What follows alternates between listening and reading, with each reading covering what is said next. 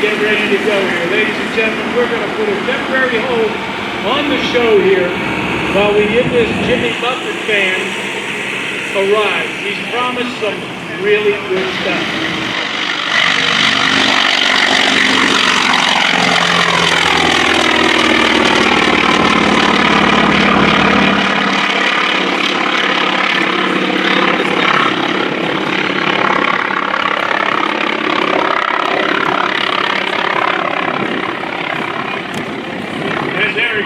Taxis back. That's Thom Richard going out.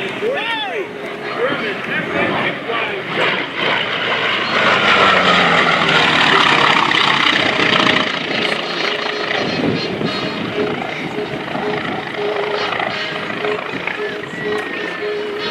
This aircraft was produced at Grumman's subsidiary, Eastern Aircraft in Linden, New Jersey. Was one of the first 200 built with the Mark 8 Mod 8 upgraded gun sight and 6 high-velocity rockets. It also carried a pair 250-pound bombs or a pair of Now, research is still ongoing as to the whereabouts of this airplane back in 1944. They're not sure, but they think that if this airplane wound up in the South Pacific, would likely have been on an escort carrier and amassed anywhere from 180 to 300 flight hours. Now, the 50 airplanes built before this airplane went to squadrons like DC-93 on board the USS Petrov Bay, DC-9 on board the USS Fatima Bay, and DC-93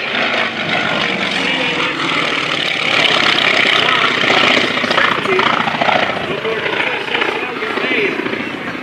The 50 serial numbers built after this Wildcat went to several squadrons on escort carriers, including Arau 2 and BC-8, BC-41 on the USS Bacon Island, BC-63 flew off the USS Kingston Bay, BC-8 on the USS Nahanta Bay, and BC-71 on the USS Miller Bay, and BC-63 on the USS Sargent Bay, to name a few. This airplane was eventually sent to VF-66, organized January 1st, 1945, and they were a hybrid testing operational squadron back then.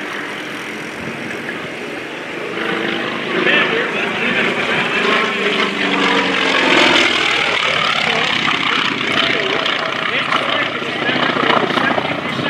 were combat veterans. At least 5 of them were aces. Now, the Japanese had a new weapon with speeds above 500 miles an hour on the MXY-7 Opus suicide bomber. The X-56 had fireballs and autocats for years to maintain training, wind protection, and his wisdom fluid by NAF-49. On May the 1st, 1945, several Wildcats, possibly including this one, and fireballs were hoisted on the USS Ranger for carrier qualifications in preparation for deployment. Well, guess what?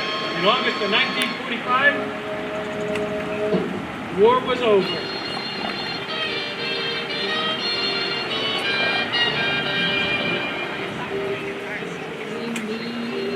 Thom Richard, Fast Nutty here on the stand. You got me?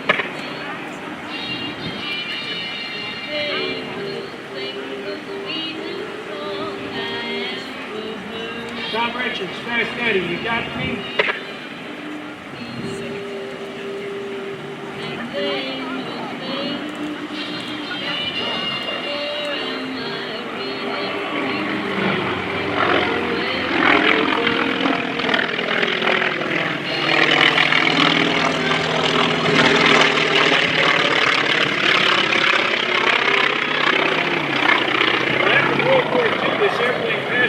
Several civil owners, including Frank Tallman. Tallman later provided a lot of aircraft to movies up in Hollywood, along with his partner, Paul Nance. In 1971, this airplane was sold to Doug Champlin, who started the Champlin Fighter Museum and made Mesa, Arizona. They were kept flyable, but not really flown. And in 1980s, it was owned by Ed Maloney, moved to Chino Air Museum in Chino, California.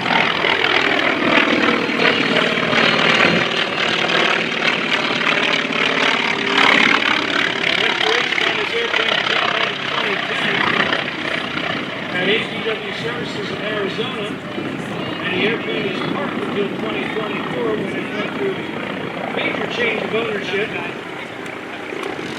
Wound up down in Nashville, Tennessee.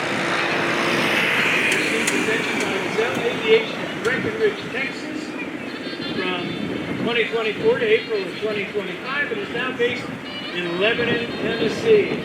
This airplane was never used for flight and is thought to be the lowest flight time surviving Wildcat.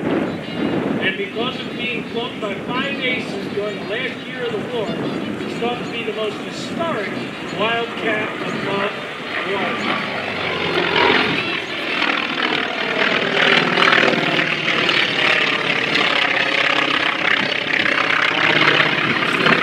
Now the engine, it sounds like in a room full of Harley Davidsons.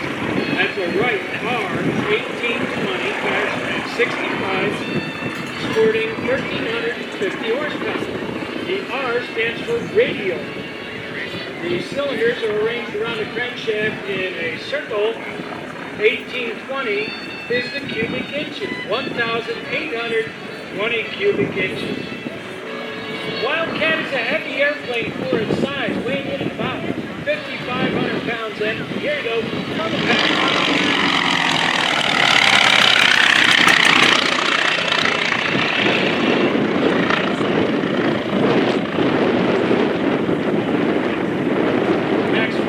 Weight of 8,300 pounds. Top speed of about 332 miles an hour for the cruise. Got a 900-mile range on it too. Now this little fighter doesn't look like much, but this baby was heavily armed and could take quite a beating. So much so that Drummond earned the nickname the Drummond Ironworks because of this and the undercats in the series. Coming in from the left, Thom Richard, the FM-2 Wildcat.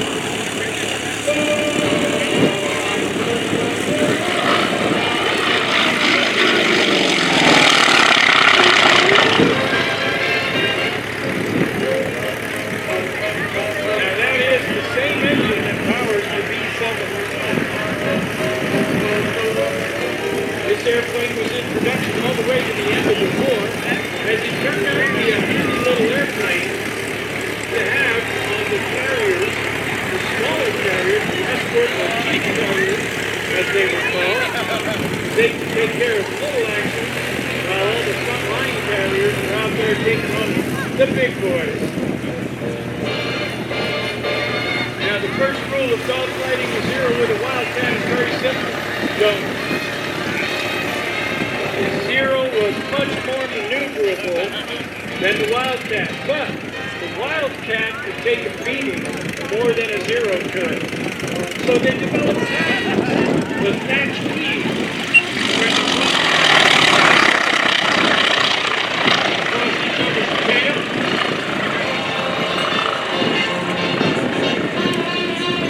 And the end result was that your good man had the opportunity to knock the bad guy off the engine and vice versa. And there were also the zoom and boom tactics. So what you would do is you would be up above the zeros and dive down to the formation. Got too lazy.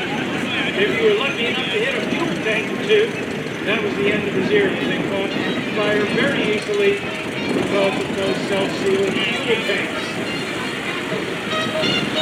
From the left, another photo pass. Thom says he's going to do photo passes until the Airbus gets sick of it.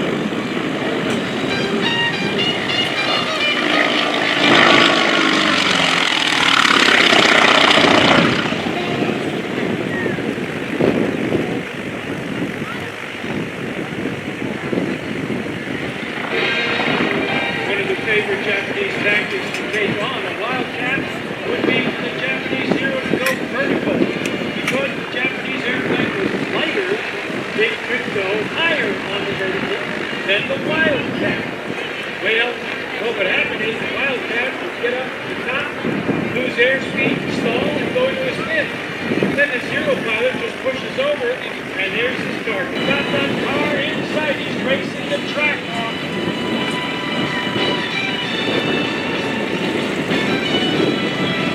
This is the battle of horsepower. 780 horsepower in the Trailhawk, 1350 in the Wildcat. Who do you think is going to take it? Get ready, ladies and gentlemen. We're about to find out. Here we go.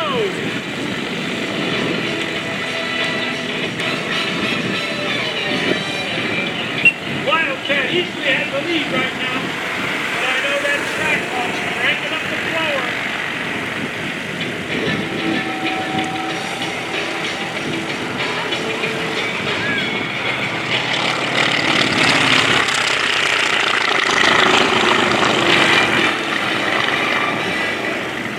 I don't know. I think Thom jumped the start.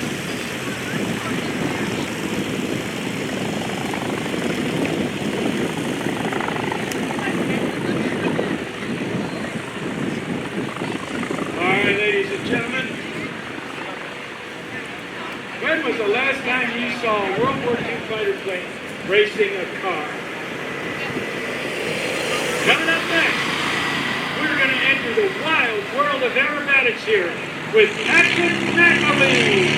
Here he was at that narrow little landing gear, which you will get to see.